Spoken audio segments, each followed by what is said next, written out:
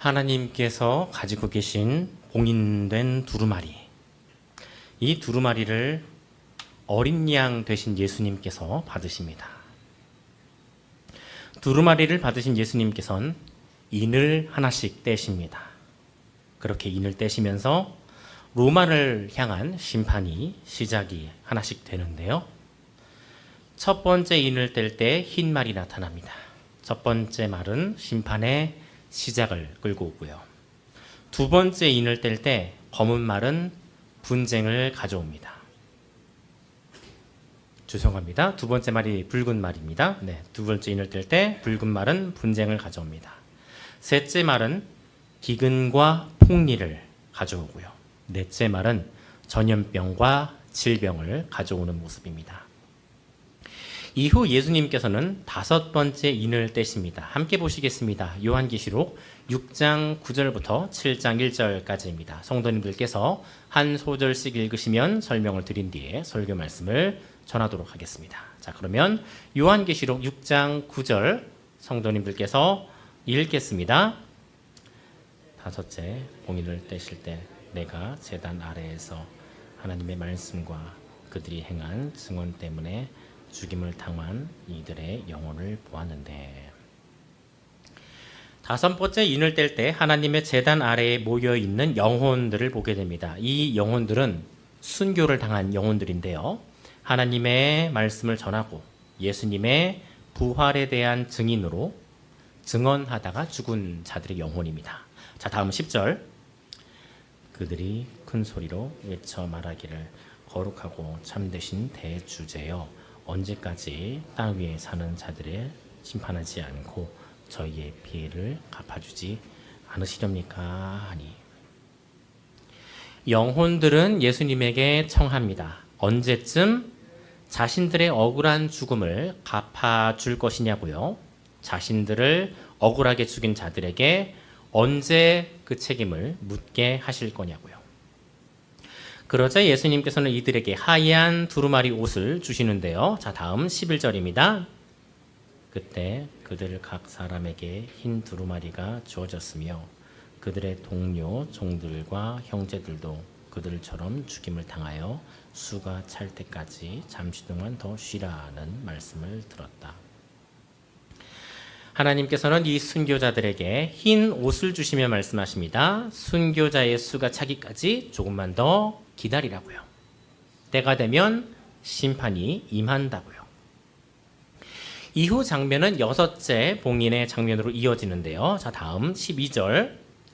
또 여섯째 봉인을 떼실 때 내가 보니 큰 지진이 일어나고 달로 배처럼 검게 되고 달 전체가 피같이 되며, 여섯째 봉인이 떼어질 때 세상에 여러 가지 징조들이 나타납니다. 큰 지진이 일어나고요. 해는 마치 일식이 일어난 것처럼 검어지고요. 달은 월식이 일어난 것처럼 피같이 붉어지고요. 자, 다음 13절. 하늘의 별들은 무화과 나무가 거센 바위 땅에 흔들려 설익은 열매가 떨어지듯이 땅에 떨어지고, 하늘의 별들, 세상의 높은 권세를 지닌 자들은 마치 바람에 무화과 나무 열매 떨어지듯 떨어집니다. 자, 다음 14절.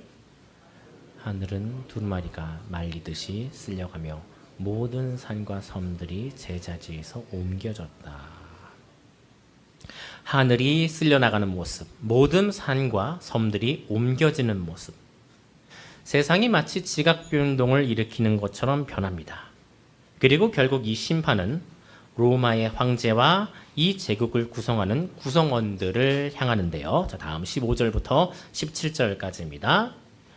그리고 땅의 왕들과 귀족들과 장군들과 부자들과 강한 자들과 모든 종들과 모든 자유인들이 동굴들과 산들의 바위 틈에 숨어 산들과 바위들에게 말하기를 우리 위에 떨어져 보좌에 앉으신 분의 얼굴과 어린 양의 진노로부터 우리를 숨겨라. 그들의 진노의 큰 날이 이르렀으니 누가 능히 설 수 있겠느냐라고 하였다. 이들은 모두 산과 바위 틈에 들어가 하나님의 진노로부터 피할 수 있기만을 구하고 있습니다. 누가 능히 이 심판에 설 수 있느냐고요? 하지만 하나님께서는 하나님의 인 맞은 백성들을 구하시기 전까지 세상의 심판, 세상을 향한 내 바람을 붙드십니다. 우리 다 같이 함께 7장 1절 말씀을 읽고요. 아멘으로 화답하여 요한계시록 6장 말씀을 우리 각자와 우리 공동체에게 주시는 말씀으로 받도록 하겠습니다. 우리 다 같이 함께 한 목소리로 7장 1절 말씀을 읽겠습니다. 이 일 후에 내가 보니 내 천사가 땅에 내 모퉁이에 서서 땅에 내 바람을 붙잡아 땅이나 바다나 나무에 불어 못하게 하고 있었다. 아멘. 네. 자, 우리 왼쪽에 계신 성도님, 오른쪽에 계신 성도님과 함께 이렇게 인사 나누겠습니다. 하나님만이 소망이십니다. 라고요. 네, 하나님만이 소망이십니다. 네, 하나님만이 소망이십니다. 또 이제 우리 앞에 계신 성도님, 뒤에 계신 성도님과 함께 이렇게 또 함께 인사 나눠보겠습니다. 하나님 나라 함께 갑시다. 네, 하나님 나라 함께 갑시다. 네, 하나님 나라 함께 갑시다. 네, 하나님 나라 함께 갑시다. 아멘.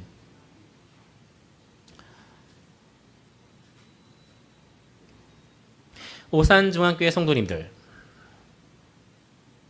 우리는 오늘 주일 예배를 나왔습니다. 그리고 주일 예배를 나오면서 우리가 보기에 적절한 옷을 골라서 입고 나옵니다. 적절한 옷을 입는 것은 중요한 듯 합니다. 장례식장에 갈 때 흰 옷을 입거나 아니면 반대로 결혼식장에 검은 옷을 입고 갈 수는 없으니까요. 그런데 예전에 이거는 여담이지만요. 이전에 저희가 장례식을 드릴 때 흰 옷을 입고 장례식을 드렸다라고 하더라고요. 우리 민족이. 네, 권사님께서도 끄덕여 주시는데 저희 원로 사모님께서도 이전에 장례식을 하실 때 흰 옷을 입으신 거를 기억을 하시더라고요. 검은 옷보다는 흰 옷이 어쩌면은 우리 그리스도인들의 장례식장에 더 어울리는 색깔이 아닐까 싶기도 합니다. 네, 우리 마지막 시대에 우리가 하나님 앞에서, 하나님의 보좌 앞에서 입는 흰 옷을 떠올릴 수 있는 것처럼요. 때때로 이 옷은 단순히 옷을 가리키는 것 이상의 역할을 하기도 합니다. 때로는 그 사람의 가치와 그 사람의 정체를 드러내기도 하는 듯 합니다. 그래서일까요? 옷을 잘 입는 게 중요해 보이기는 해요. 그런데 세상이 우리에게 옷을 입으라고 말할 때요, 이 옷은 단순히 이쁘고 좋아 보이는 것 이상의 것을 우리에게 입으라고 하는 것이 아닌가 싶어요. 때때로 세상은 우리에게 이렇게 말하고 있지 않나 싶습니다. 여러분, 돈이 옷입니다. 돈을 입으시기 바랍니다. 여러분, 성공이 옷입니다. 성공을 입으시기 바랍니다. 세상에서 성공하십시오. 세상 사람들이 당신을 인정할 것입니다. 사업하시는 분들 사이에서는 상당히 중요한 것 중에 하나가 자동차라고 하더라고요. 그래서 사업하는 사람들 사이에서는 상대방이 국산차를 끌고 왔다. 그러면 그 사람하고는 사업을 하지 않으려고 한다라는 그런 표현까지도 있더라고요. 네, 그만큼 돈을 넌 못 벌다라는 그러한 맥락에서 아마 이제 그러한 인식이 있는 듯 하기도 합니다. 때로는 아마 이런 이야기도 들을 수 있을 듯 합니다. 여러분, 권력이 오십니다.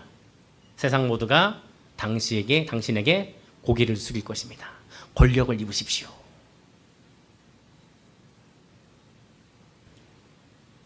우리가 과연 입어야 하는 옷은 무엇일까요? 오늘 요한계시록의 순교자들은요, 예수님으로부터 하얀 두루마리로 된 옷을 받습니다. 하얀 두루마리로 된 두루마기죠. 두루마기. 네, 하얀 두루마기로 된 옷. 예, 로브라고 해서 그냥 이제 걸쳐서 이제 뭐 겉에다 위에다가도 이렇게 쓸 수 있는 식의 아마 그런 옷이 아니었을까 싶습니다. 이 옷이 당시에 로마 시대에서는요, 특별한 신분을 가진 사람들을 뜻하는 옷이었다라고도 합니다. 뭐 특별히 이제 여성분들 사이에서 이제 상당히 좀 이제 정결한 그리고 지조 있는 여성들이 이제 입는 의미로서 때때로는 사용이 되었다라고도 합니다. 이 옷은 하나님의 백성 된 우리 모두에게 주어지는 옷입니다. 그런데 요한계시록의 순교자들은요, 이 옷을 입기 위해 세상 앞에서, 권력자들 앞에서 죽음으로 그들의 믿음과 확신을 드러냈습니다. 흰 옷을 입기 위해서요. 흰 옷을 입기 위해서. 우리가 과연 입어야 할 옷은 무엇일까요? 오늘은 저희가 지금까지 살펴본 요한계시록을 총정리하는 시간을 좀 가져보겠습니다. 저희가 지금까지 본 내용을 살피면서요, 과연 우리가 입어야 하는 옷은 무엇일지 함께 고민해보는 시간을 좀 가졌으면 합니다. 그래서 자, 오늘은요, 다 같이 함께 종이로 된 성경책을 넘겨보시면서요, 내용을 함께 살펴보시겠습니다. 다 같이 함께 종이로 된 성경책을 준비해 주시고요. 제일 먼저 1장을 가보시겠습니다. 네, 같이 함께 1장을 피셔서요. 네, 1장을 피셔서 1장 19절을 함께 읽어보시겠습니다. 요한계시록 1장의 19절입니다. 요한계시록 1장의 19절입니다.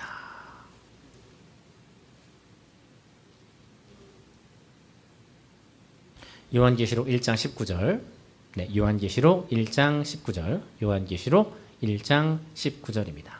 요한계시록 1장 19절. 네, 다 같이 함께 한 목소리로 읽겠습니다. 그러므로 내가 본 것들과 지금 있는 일들과 이후에 일어나게 될 일들을 기록하여라. 요한계시록은요, 이 1장 19절을 어떻게 이해하는지에 따라 몇 가지 관점으로 나뉩니다. 몇 가지 해석의 관점들로 나뉘어요. 대략 한 4가지 관점들이 되기는 하는데, 요한계시록과 관련해서 지금 해석의 가장 큰 두 부류는요, 여기에 여기 표현 보시면은 장차될 일이라는 표현이 있잖아요. 이 표현을 두고 미래에 일어날 사건으로 볼 것인지, 여기서 말하는 미래는 7교회 시대뿐만 아니라 저희가 살아가고 있는 시대의 미래 시간까지를 말합니다. 네, 저희가 살아가는 시대의 미래 시간을 말하는 거예요. 우리를 기준으로 미래의 시간을 말하는 것인지, 아니면 모든 시간에 걸쳐서 일어나는 상징으로 볼 것인지로 나뉩니다. 몇 가지가 있지만 지금 해석의 큰 2가지 사조는 바로 이 2가지 사조입니다. 미래의 시간으로 볼 것인지, 아니면 모든 시간으로 볼 것인지. 아마 우리 성도님들께서는요, 미래에 일어날 사건으로 보시는 경우가 더 익숙하시지 않을까 싶어요. 이런 표현들 아마 들어보셨을 것이에요. 앞으로 적그리스도가 나타날 것입니다. 앞으로 전쟁과 기근, 환란이 나타날 것입니다. 그러니 이 때가 오기 전에 우리는 믿음을 지켜야 합니다. 이러한 성경 해석을 두고 세대주의적 성경 해석이라고 합니다. 세대주의적 성경 해석. 세대주의적 성경 해석에서요, 여기에 장차될 일은 아직 우리에게 오지 않은 시간이에요. 그리고 이와는 또 다른 해석이 있습니다. 여기에 있는 장차될 일을 7교회의 시간을 기준으로요, 예수님께서 부활하신 이후, 그리고 예수님께서 다시 이 땅에 재림하실 때까지의 시간 전부로 보는 해석이 있습니다. 네, 여기서부터 여기까지 전부로 보는 해석이요. 여기가 아니라 여기예요. 이제 장차될 일은 이 1세기의 7교회 성도님들의 시간이기도 하면서요, 동시에 이 땅에 살아가고 있는 우리들에 대한 시간이기도 하다라는 것이에요. 이러한 해석을 두고요, 시간을 구분하지 않는다라고 해서요, 무시간주의 또는 무천년주의라고 합니다. 네, 무시간주의 또는 무천년주의. 이 무천년주의 혹은 무시간주의는요, 요한계시록에 장차될 일이라는 표현을 영적으로 되어질 일, 영적으로 되어질 시간으로 이해합니다. 그래서 모든 시간에 해당되는 표현이 되는 것이에요. 자, 그러면요, 둘 중에 뭐가 맞을까요? 둘 중에 어떤 게 맞을까요? 그런데 이제 이와 관련해서 저희가 중요하게 참고해 볼 수 있는 본문이 바로 요한계시록 13장의 본문입니다. 저 이번에는요, 다 같이 함께 요한계시록 13장으로 가보실게요. 요한계시록 13장.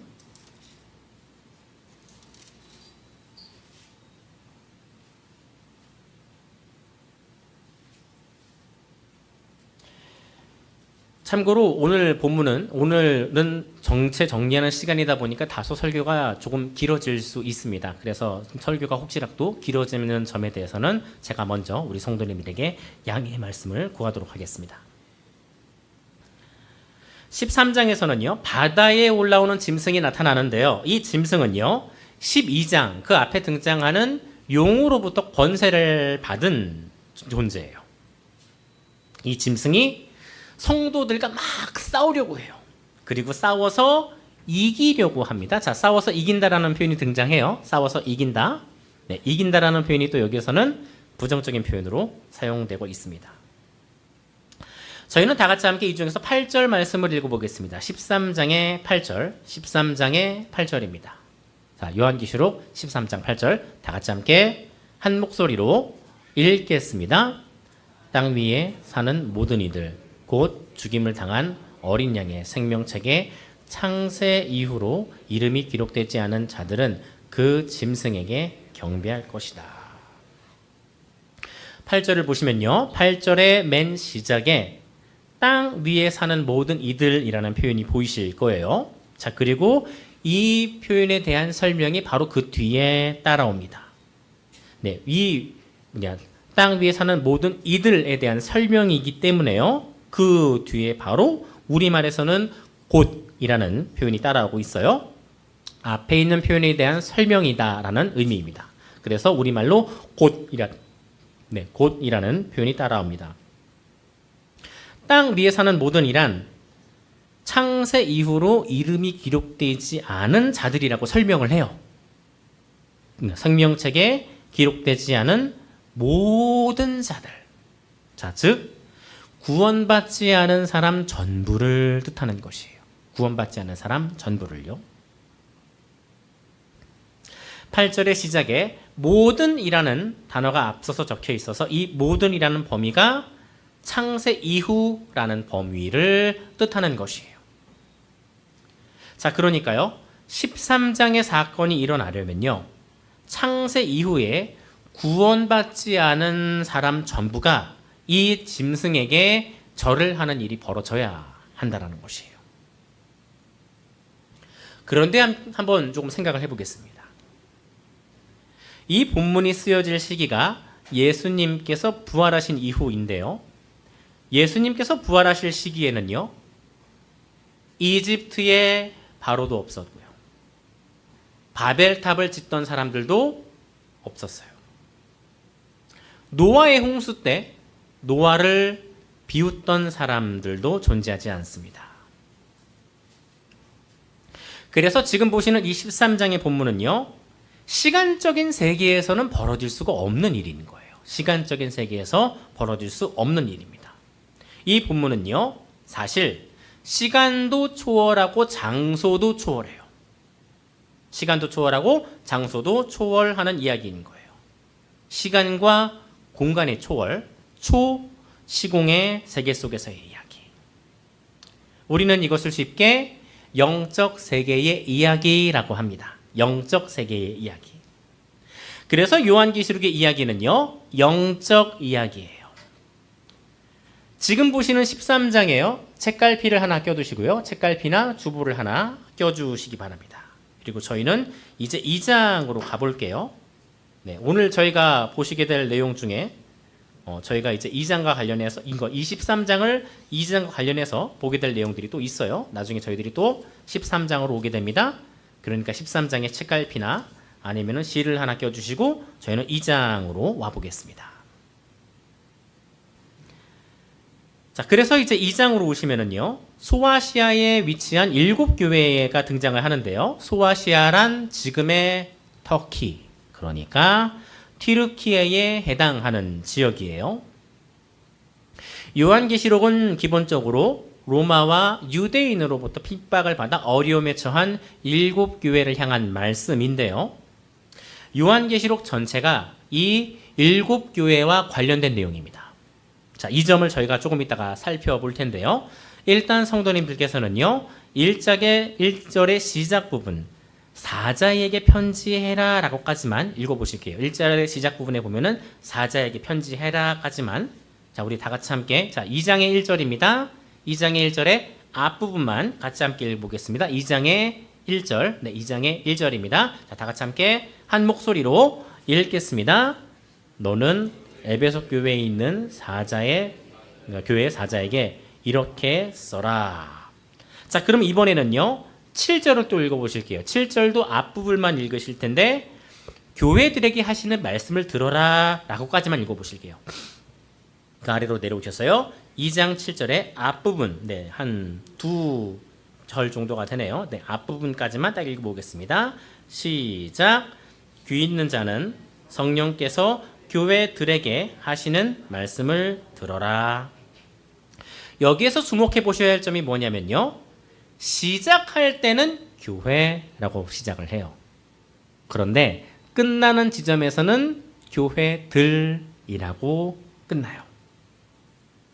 기본적으로 7교회에게 각각 주어지는 말씀인데요, 성령님께서는 이 말씀들을 모든 교회들에게 듣기를 바라시는 것이에요. 귀 있는 자는 성령이 교회들에게 하시는 말씀을 들어라. 그래서 제가 이 구절을 두고서는 청년들한테는 이렇게 설명을 하기도 합니다. 자, 이 구절의 의미는 무엇인가요? 이 구절의 의미는 쉽게 말하자면 이것입니다. 내가 이 친구한테 말하는 거긴 한데 너도 눈치 좀 챙겨. 지금 내가 이 친구한테 말하는 것이지만 너한테 말하는 것이기도 해.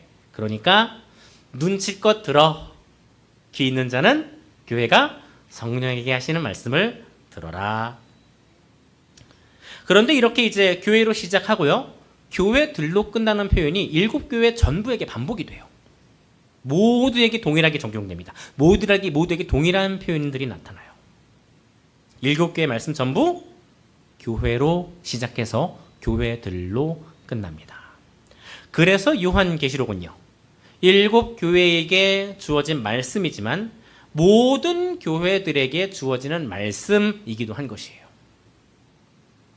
자, 그러면은요, 저희는 에베소 교회를 넘어서 서머나 교회의 상황으로 가볼게요. 자, 이번에는 9절 말씀을 읽어보겠습니다. 2장의 9절, 네, 요한계시록 2장의 9절입니다.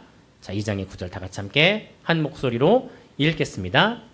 내가 내 환난과 궁핍을 아는데 그러나 사실 너는 부유한 자이다. 또 내가 자칭 유대인이라는 자들의 모독도 아는데 사실 그들은 유대인이 아니라 사탄의 집단이다. 9절에서 시작을 보시면 내가 너의 환난과 궁핍을 안다라고 하셨어요. 어려움과 가난함을 알고 있다. 하지만 너 교회는 부유한 자다. 부유한 교회다. 뒤따라오는 부유하다라는 표현은요, 영적 의미가 될 텐데요, 앞에 환난과 궁핍은 육적 의미가 될 것이에요. 자, 그러니까 서머나 교회는요, 기본적으로 경제적으로 인한 어려움을 겪고 있는 교회인 거예요. 자, 그러면은 서머나 교회 성도님들은 왜 경제적인 어려움을 겪고 있는 것일까요? 소아시아의 7교회는 모두 도시들의 위치에 있습니다. 각각의 교회들이 위치한 곳들이 다 당시에는 굉장히 발전한 도시입니다. 서울, 부산, 수산, 대구, 대전, 네, 대구, 대전 이러한 도시들과 같이 모두가 다 발전한 도시들이에요. 다들 모두 발전된 지역들이어서 도시들이어서 다들 어느 정도의 경제적인 풍요로움을 가지고 있습니다. 도시니까요. 자, 그런데 이런 도시의 교회가 경제적인 어려움을 겪는다? 서머나 교회가 가지고 있는 특징 중에 하나가요. 황제 숭배 신전이 도시 안에 위치해 있다라는 것이에요. 이와 관련해서 참고해 볼 수 있는 부분이 바로 13장의 본문입니다. 자, 그러면요. 저희는 다시 13장으로 가보실게요. 네, 저희는 아까 책갈피 껴두셨던 13장을 펴서 보도록 하겠습니다. 네, 13장. 13장의 16절과 17절을 읽어보실게요. 13장의 16절, 17절입니다. 13장의 16절, 17절. 네, 16절과 17절. 네, 16절, 13장의 16절, 17절. 자, 네, 13장의 16절, 17절 다 같이 함께 한 목소리로 읽겠습니다. 그가 가난한 자나 큰 자나 부유한 자나 가난한 자나 자유자나 종이나 모두에게 그들의 오른손이나 그들의 이마에 표를 받게 하고 그 표 곧 짐승의 이름이나 그 이름의 숫자를 갖지 않은 자는 누구든지 사거나 팔 수 없게 하였다. 16절과 17절의 상황은요. 짐승에게 경배하도록 하고 그렇게 매매해서 경배한 사람에게만 네. 짐승에게 경배를 하고요. 그렇게 짐승에게 경배한 사람에게만 물건을 사고 팔 수 있도록 하는 표를 준다라는 것인데요. 많이들 생각하는 것이 여기에서 이렇게 절하는 두 짐승을 두고요. 당시에 황제 숭배 신전에서 벌어지는 일을 말하는 것이 아닌가라고 생각을 해요. 여기에는 몇 가지 근거들이 있는데요. 앞서 말씀드린 것처럼 서머나 교회가 있는 도시에는요. 당시에 이미 황제 숭배 신전이 황제를 신으로 모시는 신전이 이미 위치해 있었습니다. 서머나 교회와 버가모 교회가 여기에 해당을 해요. 그래서 버가모 교회 같은 경우에는요. 심지어 너희 교회는 사탄의 보좌에 위치한 교회다라고까지 해요. 자, 그리고 두 번째로요. 역사적 기록 가운데 황제 숭배 의식에 참여하였던 사람들에게 증서를 써준 기록이 있습니다. 이것이 당시의 1세기 기록은 아니고 훨씬 더 이후에 3세기, 4세기쯤에 발견되는 기록이기는 한데요. 이 기록들이 후대에 있는 것으로 미루어서 당시에 1세기에도 이러한 일들이 있었던 것이 아닌가라고 생각을 하는 거죠. 충분히 가능한 이유가 이미 이 시대에요. 모든 물건들을 조합을 통해서만 사고 팔 수 있도록 되어 있었거든요. 그래서 이렇게 설명을 합니다. 1세기 당시에 이제 매매를 할 수 있는 증서를 써준 사례가 발견이 되지 않지만 이미 사회적 시스템은 충분히 증서를 통해서 매매를 하지 못하도록 하는 시스템이 이미 갖추어져 있었습니다. 라고 설명을 합니다. 조합을 통해서 물건을 사고 팔지 못하게 되면은 얼마든지 사람을 그 매매 증서 하나로 가난하게 만들 수가 있거든요. 서머나 교회는 그러한 황제 숭배 의식으로부터요. 성도님들 자신을 지키다가 결국 경제적으로 궁핍해진 것이 아닌가라고 보는 것이죠. 이렇게 요한계시록 가운데 많은 본문들이요. 앞으로 일어나게 될 미래의 일들을 말한다고 하기엔 소아시아의 7교회가 편지를 받았을 때 모습이 너무 많아요. 당시의 정황들이 요한계시록 안에 너무 많이 담겨져 있어요. 1세기 당시의 정황들이 본문 안에 많이 보이는 거예요. 그런데 이러한 모습을요. 요한계시록 스스로는요. 상징으로 말을 합니다. 자, 이것이 무슨 말이냐? 이와 비슷한 일들이 벌어진 정황들이 많이 있지만 정작 표를요. 사람의 손목에나 아니면 사람의 이마에다가 준 일이 없습니다. 자, 또 구원받지 못한 모두가 있을 수도 없고요. 네, 모두가 그렇게 함께 한 장소에서 짐승에게 절할 수도 없는 것이고요. 그래서 여기에 주어지는 모습은요. 황제 숭배의 현상을 포함해서 믿는 자를 핍박하고 그리고 우상 숭배를 강요하는 세상으로부터 이기지 못하고 그 세상에 따라 살아가는 사람들 전부를 말하고 있다라고 보는 것이죠. 당시의 황제 숭배 또는 우상 숭배에 대한 정황은 사실 여기에만 있지 않습니다. 그 위에 15절을 잠깐 한번 보실게요. 네, 15절은 제가 한번 읽어보겠습니다. 또 그가 권세를 받아 그 짐승의 우상에게 생기를 주어 말하게 하고 그 짐승의 우상에게 경배하지 않는 자는 다 죽임을 당하게 하였다. 15절에 등장하는 그라는 존재는요, 네, 땅에서 올라오는 두 뿔 달린 짐승을 말하는데요. 또 이제 이 두 뿔 달린 짐승은 앞서서 13장에 바다에서 올라온 짐승으로부터 또 권세를 받은 존재입니다. 보통 이 존재는 거짓 선지자로 여겨지는 존재예요. 자, 그런데 이 존재가 권세를 받아서요, 우상에게 생기를 주어 우상이 말하게 하였다라고 되어 있는데요. 이와 관련해서 또 볼 수 있는 역사적 사실이 당시의 이교도 사제들이요, 어떠한 기술들을 통해서 신전에 있는 우상들을 움직이게 하고, 네, 신전에 있는 우상들을 움직이게 하고요, 또 말하게 하였다라는 기록이 있습니다. 그 중에는 우상이 땀을 흘리는 모습을 보았다라는 그런 기록도 있습니다. 네, 실제로 남겨져 있던 기록 중에 그런 기록들을 한번 보기도 하였습니다. 아마 이러한 현상들을 보고선 적지 않은 사람들이 당시에 그리스 신의 우상을 살아있는 우상으로 여기고 그리스 신을 우상으로 섬긴 것이 아닌가 싶어요. 이러한 모습을 지금 보시는 본문은요, 짐승이 권세를 주어 우상이 살아 움직이게 말하게 하는 것으로 설명을 하는 듯 합니다. 이러한 정황들 때문에 요한계시록에 장차 될 일을 우리가 살고 있는 시간 기준으로조차의 미래로 말하는 것이 아니라요, 당시의 시간을 포함해서 신자 전부에게 벌어지는 영적인 세계의 이야기로 보는 것이에요. 영적인 세계의 이야기. 이거를 성도님들께서 조금 이해를 잘 해주셔야 합니다. 오늘날에 이 두 가지 해석의 사조가 있습니다. 무천년주의의 사조가 있고 세대주의의 사조가 있는데, 요한계시록의 해석과 관련해서는 양쪽의 사조를 모두가 다 사람들이 존중하고 있는 상황입니다. 자, 그럼에도 불구하고 세대주의가 아닌 무천년주의로 제가 성도님들에게 설명을 드리는 이유는 바로 본문의 이러한 정황들과 지금 말씀드리는 근거 때문이다라는 것을 우리 성도님들께서 잘 이해해 주셨으면 싶습니다.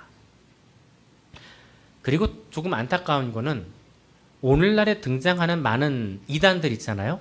특히나 이제 요한계시록과 관련해서 사실 대부분의 이단과 사이비들이 이 요한계시록과 관련된 내용들을 들고 나왔는데, 또 공교롭게도 이러한 이단들이 요한계시록의 해석을 들고 나올 때 그 해석의 정황이 세대주의적인 해석과 가깝게 있는, 맞닿아 있는 그런 부분도 있기도 합니다.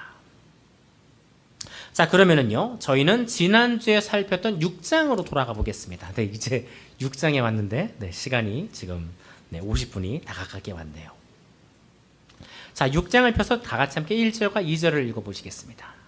6장을 피셔서 1절과 2절, 6장을 피셔서 1절과 2절을 읽어보시겠습니다. 네, 요한계시록 6장입니다. 6장의 1절과 2절 다 같이 함께 한 목소리로 읽겠습니다. 어린 양께서 7 봉인 가운데 하나를 떼실 때 내가 그것을 보았고 내 생물 가운데 하나가 천둥 같은 소리로 오너라 하고 말하는 것을 들었다. 내가 보니 흰 말이 있었는데 그 위에 탄 자가 활을 가졌고 그에게 면류관이 주어졌으며 그가 나가서 이기고 또 이기려고 하였다. 6장에서 예수님께서 첫 인을 떼실 때요, 흰 말을 탄 사람이 등장을 하는데요, 이 말을 탄 사람의 모습이 19장 나중에 뒤에 가서 등장하는 예수님과도 많이 닮았어요. 그래서 우리 주일학교 학생이 오늘 저한테 이제 이런 이야기를 해주더라고요. 성경과 관련된 드라마를 보았는데 그 드라마 중에 최후 전쟁과 관련된 이야기를 보니까 예수님께서 말을 타고 등장을 하신다고요. 네, 그 19장의 예수님의 모습입니다. 19장에 예수님께서 흰 말을 타고 계시거든요. 자, 그러면은 이 6장의 말을 탄 자는 누굴까? 19장에 예수님께서도 흰 말을 타고 계신데 6장에 이 흰 말을 탄 사람이 예수님은 아니에요. 왜냐? 지금 예수님께서는요, 보좌에 앉아서 흰 모자에 앉아서 인을 떼고 계시거든요.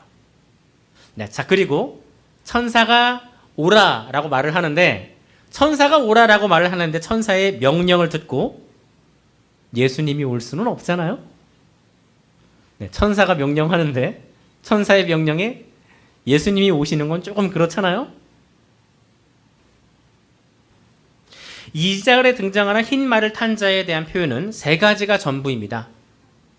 활을 가졌고요, 면류관을 받았고요, 나가서 이기고 또 이기려고 합니다. 이 세 가지가 흰 말을 탄 사람의 모습의 전부입니다. 표현이 단조로워서 단순해서 더 이상의 언급이 없어요. 설명이 없어요. 그래서 선뜻 이해가 안 돼요. 그래서 저희들은 이 말 탄 자의 모습을 이해하기가 조금 쉽지가 않은데요. 표현이 단조롭다라는 것은요, 그 단조로운 표현만으로도 충분히 당시의 성도들은 알아들을 수 있다라는 거예요. 충분히 알아들을 수 있다라는 거예요. 이 단조로운 모습만을 가지고서는.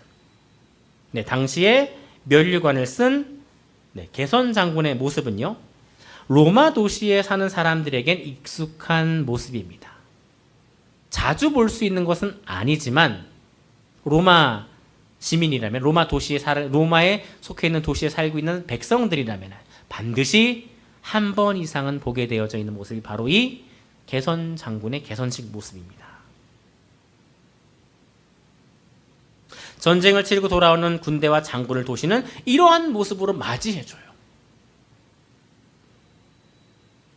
장군은 맨 앞에서 흰 말을 두고서는 앞장서고요, 그 머리에는 면류관이 씌워져 있고요, 그리고 그 뒤로 군인들과 그 전쟁터에서 사로잡아 가져온 노예를 끌고 오는 모습, 그리고 사람들은 그 앞에 있는 개선 장군에게 꽃을 막 던져주면서 환영해주는 이러한 모습이에요. 2장의 흰 말을 탄 사람이 왜 개선 장군의 모습이냐? 마지막에 이기고 또 이기려고 할 때에요, 나가서라는 표현이 있어요. 나가서라는 말은 지금 어딘가에 들어왔다라는 모습이거든요. 그렇기 때문에 이 모습이 개선 장군의 개선식의 모습인 거예요. 간단한 표현만으로도 모두가 알아볼 수 있는 모습인 거예요. 간단한 표현만으로요. 이렇게 첫 번째 흰 말을 탄 사람의 모습을요, 개선식의 장군 모습으로 보게 되면요, 나머지 세 마리의 말들에 대한 내용들이 모두 쉽게 설명이 됩니다. 그리고 조금만 더 설명을 곁들이자면, 활을 들고 있다 그랬잖아요. 19장의 예수님은 활이 아니라 칼을 들고 계십니다. 그런데 여기에 지금 6장에서는 활을 들고 있는데, 당시에 로마 사람들에게 활이라고 하면은 파타고니아 활이라고 해서 이 로마 사람들에게는 굉장히 로마 사람들을 위협하는 그러한 활의 존재에 대한 인식이 있다라고 합니다. 그렇기 때문에 활을 들게 되었을 때, 활을 든 모습을 보았을 때 로마 사람들은 긴장할 수밖에 없는 거예요. 긴장할 수밖에 없는 거예요.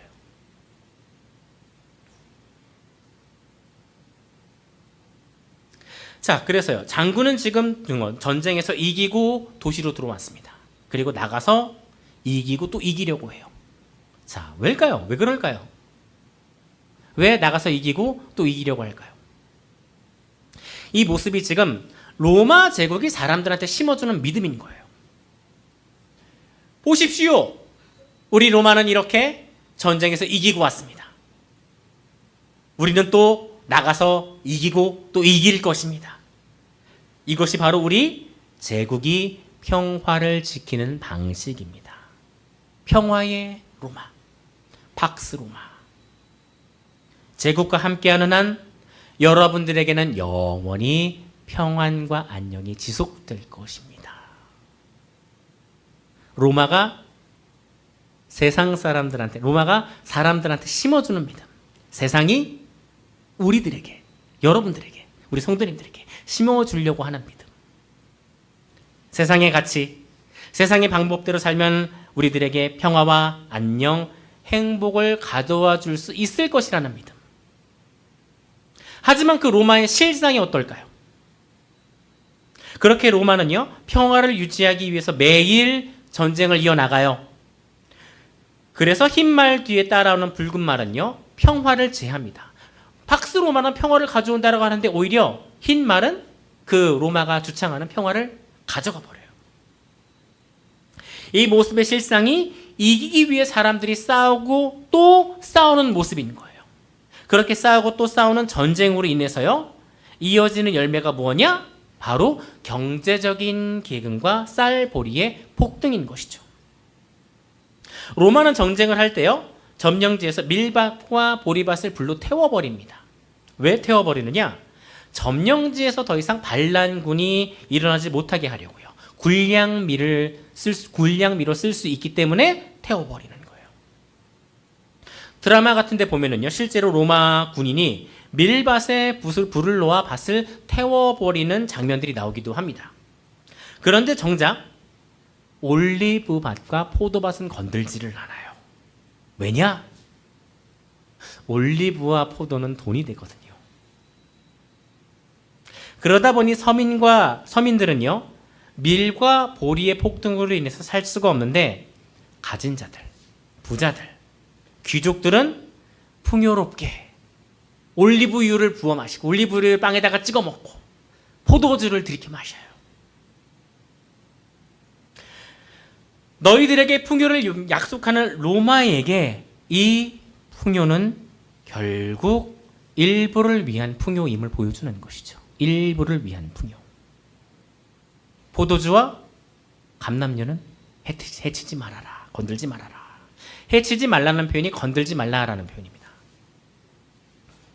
우리에게 풍요를 약속해주는 세상, 우리에게 풍요를 약속해주는 기업. 하지만 이는 결국 일부를 위한 풍요인 겁니다. 우리 모두를 위한 풍요가 아닌 거예요. 그렇게 기근으로 인해서 사람들이 먹지 못하면요, 결국 사람들에게 질병이 찾아오게 되는데요. 마지막 말, 청황색 말은요, 질병과 전염병을 가져오는 말입니다. 청황색 말 위에 탄 사람의 이름이 있어요. 이 사람의 이름이 사망이에요. 사망. 사나토스. 사나토스의 다른 이름은요, 전염병입니다. 전염병. 이전에 저희가 코로나 시절에 함께 이 본문들을 살피면서 사나토스라는 표현을 한번 살펴본 적이 있습니다. 신약 성경에서는 이것이 전염병을 뜻합니다. 그리고 이 사나토스, 사망 뒤로 따라오는 사람이 있는데요. 이 사람의 이름이 하데스예요. 하데스는요, 저희는 이제 음부라고 번역이 되어 있는데, 하데스는 죽은 사람들이 모여 있는 곳이에요. 쉽게 말해 공동묘지입니다. 전염병 뒤로 공동묘지가 따라오는 모습. 말의 모습이 청황색이라고 되어 있는데 정확히는 녹색입니다. 녹색. 우리가 사람이 죽을 때가 보면 얼굴이 녹색이 된다라고 하잖아요. 아유, 그 사람 얼굴이 다 녹색이 되었어. 네, 건강을 많이 상한 사람들을 사용할 때 이러한 표현을 사용하기도 하고요.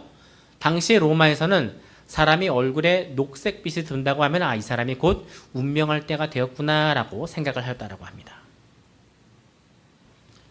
로마의 황제에게 숭배하면 로마의 황제를 숭배하면 행복할 것 같아요. 핍박받지 않아도 될 것 같아요. 물건을 마음대로 사고 팔 수 있을 것 같아요. 내가 이거로 인해서 풍요로워질 수 있을 것 같아요. 하지만 그 로마의 열매가 정작 그렇지 못하다라는 걸 지금 보여주는 거예요. 하나님께서는 로마가 너희들에게 이러한 믿음을 심어다 주지만 결국 이 로마가 맺게 될 열매는 심판이다라는 것을 보여주는 것이죠. 이러한 심판의 결과가 바로 오늘 읽으신 6번째 인을 뗄 때의 모습입니다. 자, 그러면 이 인을 뗄 때 모습과 관련해서요, 15절을 같이 함께 잠깐 좀 읽어보실게요. 15절. 이 심판의 모습이 굉장히 로마의 사회 모습과 너무나도 닮아 있는 구절들이 있습니다. 자, 이런 표현도 제가 한번 좀 살펴보도록 할게요. 네, 15절 같이 함께 좀 읽어보시겠습니다. 15절.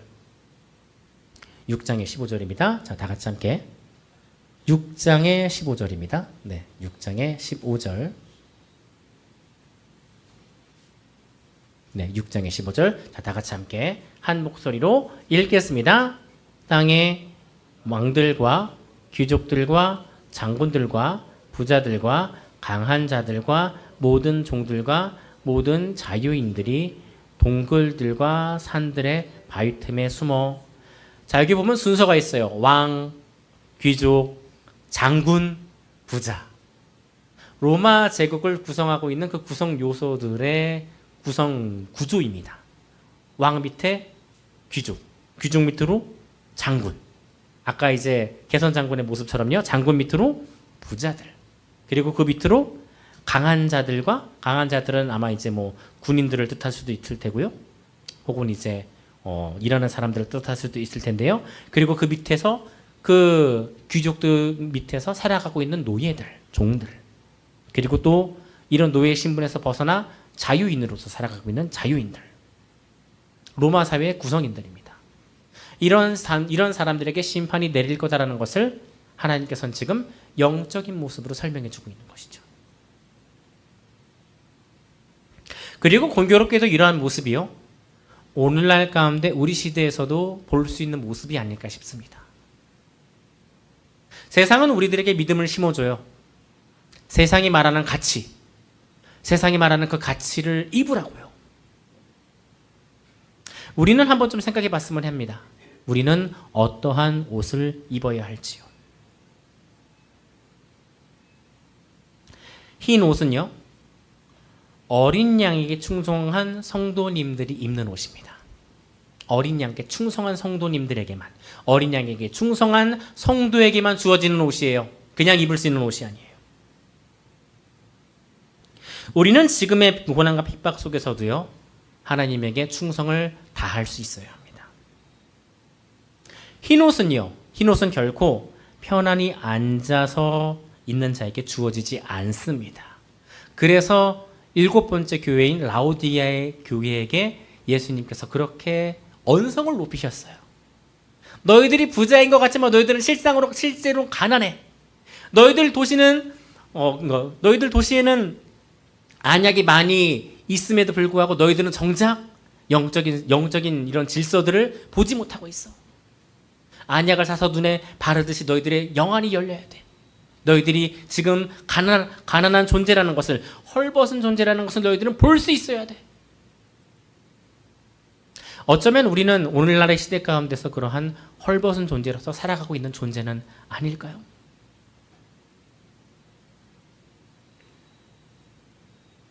세상에 주는 가짜의 영광의 옷을 우리는 경계할 수 있어야 할 것입니다. 가짜 영광의 옷, 가짜 영광의 옷. 돈, 성공, 명예. 아마 이러한 요소들 가운데는요, 즐거움이란 옷도 함께 오늘날에는 포함이 되어 있지 않을까 싶습니다. 즐거움, 엔조이, 엔터테인먼트. 순간의 즐거움들. 하지만 이런 옷들은요, 결국 썩어 없어질 것들입니다. 썩어 없어질 요소들입니다. 반대로요, 하나님의 흰 옷은 우리들에게 영원히 빛납니다. 하나님의 흰 옷은요. 마지막으로요, 우리는 장차 주어질 흰 옷을 바라보며 소망 가운데 견디고 인내할 수 있어야 됩니다. 저항할 수 있어야 됩니다. 세상의 가치로부터, 세상이 말하고 있는 그런 중요한 것으로부터 우리는 저항할 수 있어야 돼요. 우리 성도님들께서는 그 세상으로부터 저항할 수 있는 힘이 있으셔야 돼요. 지금 잠깐은 슬플 수 있어요. 지금 잠깐은 억울할 수 있어요. 지금 잠깐은 아쉬울 수 있어요. 지금 잠깐은 힘들 수 있어요. 하지만 하나님께서 우리들에게 흰 옷을 입혀주시는 그날까지 우리는 인내하며 견딜 수 있어야 합니다.